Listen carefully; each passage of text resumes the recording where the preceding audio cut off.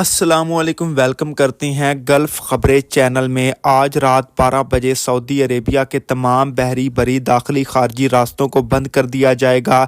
Emergency نافذ کر دی گئی ہے۔ سعودی عربیہ کے اندر رہنے والے لوگوں کو بہت بڑے حکم جاری کر دیے گئے ہیں۔ اسی حوالے سے آگے چل کے تمام کی تمام ڈیٹیلز کو اسی ویڈیو کے اندر شیئر کرنے والے ہیں، لیکن اس سے پہلے آپ لوگوں سے ایک چھوٹی سی ریکویسٹ کرتے ہیں، ہمارے چینل کو سبسکرائب کر دیں اور بیل آئیکن پر کلک کر دیں تاکہ فیوچر میں ایسی ہر نئی آنے والی ڈیلی اپڈیٹ تمام کے تمام بھائیوں تک بآسانی پہنچ سکے۔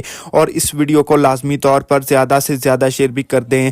سعودی عربیہ کے ریجنز جس کے اندر حائل اور تبوک شامل ہے، یہاں پر سیلابی صورتحال پیدا ہو چکی ہے، جس کی وجہ سے اس وقت ریڈ الرٹ جاری کر دیا جا چکا ہے۔